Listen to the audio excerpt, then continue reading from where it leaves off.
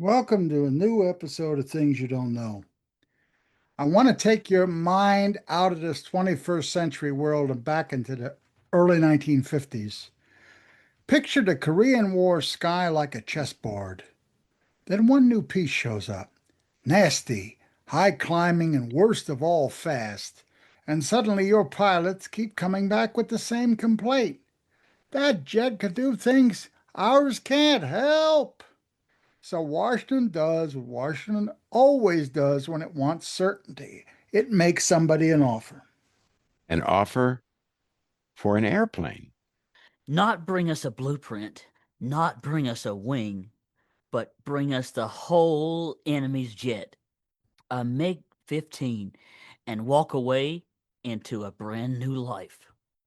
That offer becomes known as Operation Moolah. Asylum, safety, and a huge cash reward to the first pilot who delivers a flyable MiG to the West. Today, we're telling the story of a superpower trying to buy a world-class jet and discovering, as usual, that the human part refuses to stay tidy. When the MiG 15 becomes a serious factor in Korea, it changes the air war. It's not just another plane, it's an argument in metal. The MiG was faster. The fuselage and the wing shape and the dynamics between the two made the plane more maneuverable and perhaps more endurable. Now, think of air combat as like physics with teeth. If the other guy has a climb rate, you feel it. If he has acceleration, you feel it. If his cannons hit harder, you feel it. And the U.S. just didn't want to beat the MiG. They wanted to understand it. Rumor is poison. You want verifiable data, structure, performance, instruments, engine behavior, guns, absolutely everything. But you don't want to start a wider war by literally raiding for one. So you try persuasion because persuasion is cheaper than escalation. Operation Moolah is a psychological operation with a simple core. Convince an enemy pilot to defect for $50,000 plus another $50,000 for the first with the aircraft. And it wasn't a rogue stunt. It goes through formal approval channels, meaning it's not just a clever idea, it's policy. And the delivery method is classic. You have the leaflets, the broadcasts, the slow drip of a message that is meant to reach cockpits and barracks. And the offer is designed to be specific enough to feel real. The first pilot who lands a MiG intact gets the deal. More money than he could spend, asylum, a new identity, a clean break. Clean in theory. In practice, defecting is never clean. It's a wager with your life, and sometimes with other people's lives too. And that can be very dangerous and lead to all sorts of unfortunate events. Yes, indeed. Well, let's look at why even good propaganda doesn't automatically work. The first problem is reach. What I mean by that is a brilliant leaflet is worthless if it never lands in the right hands or if it gets intercepted. That's absolutely true. And the second problem is credibility. If you live in a system like North Korea, built on brainwashing, fear, and suspicion, a giant promise can sound like bait. Problem number 3, fear. Even if you want out, you're not just leaving a job. You're leaving a regime that punishes betrayal. Check out our 2 podcasts on fascism and North Korean propaganda for more information on that. Yeah, it's some pretty interesting stuff.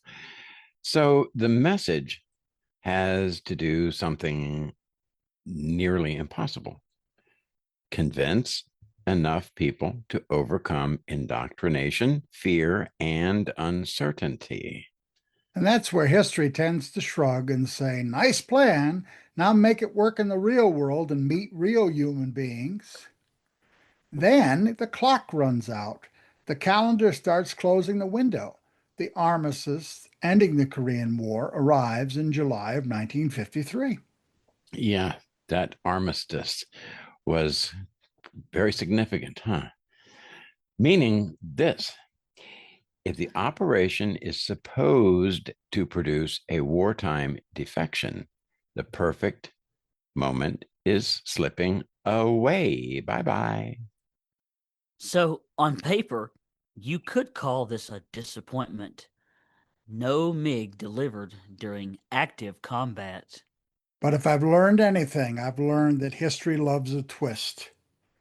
September of 1953, just about a month and a half after the armistice, a North Korean pilot, No Kum Suk, flies an MiG 15 to Kimpo Air Base in South Korea. And here's the ironic detail: many accounts say he wasn't even aware of the Operation Moolah offer when he did it. This is actually so perfectly on brand for reality.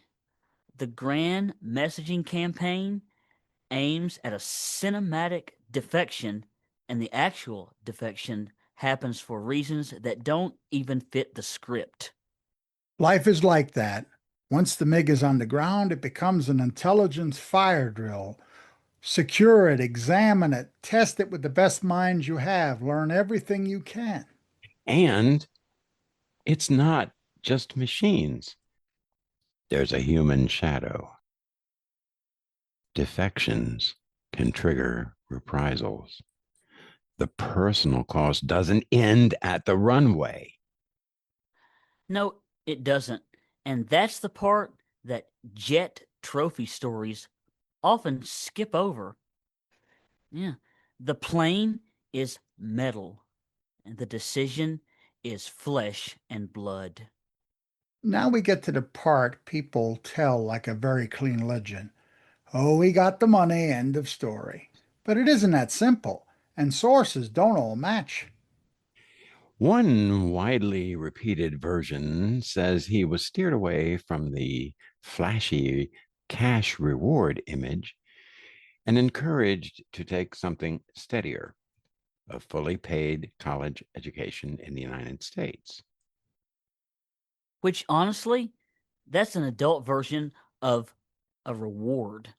Money can evaporate, and education is a foundation. Another account says the money was put in a trust, was eventually paid later, and he used it in a very grounded way, helping his surviving family and building a future through getting a graduate degree in engineering studies. So the careful way to say it is he directed toward long term stability, education, and a new life, while the exact handling of the cash reward gets reported differently depending on the source. Operation Moolah tries to buy a MiG, and the story that lasts is about rebuilding a life, one practical step at a time. That's the best way to do things.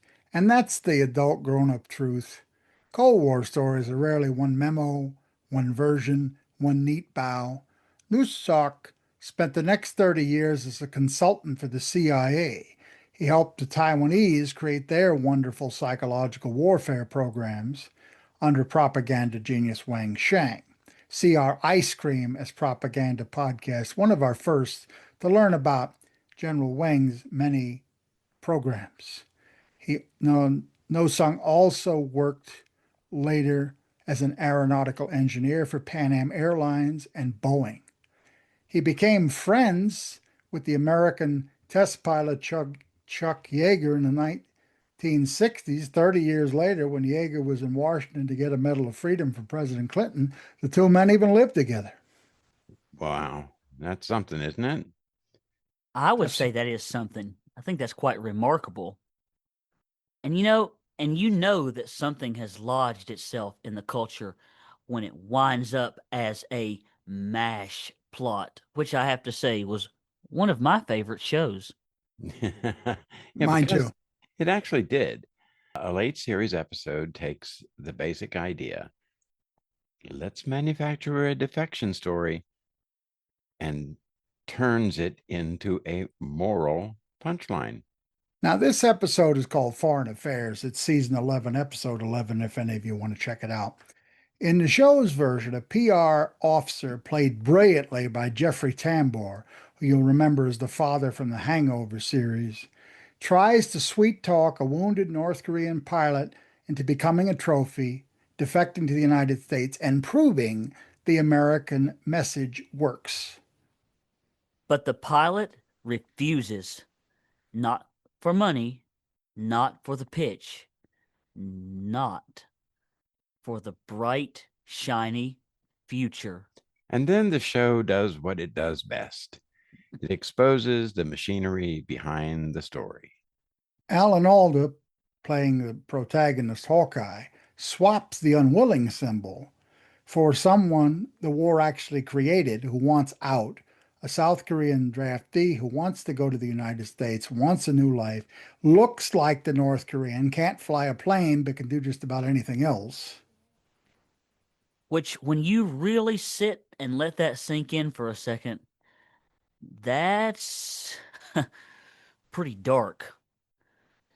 The unwilling guy will not be your poster child. So you find somebody that's desperate enough to fit the frame. And the PR man doesn't blow the whistle. He takes the success because the headline has already been promised back home. That's the link to Operation Moolah and one of its lesser beneficial ideas, the temptation to treat a human being like a receipt.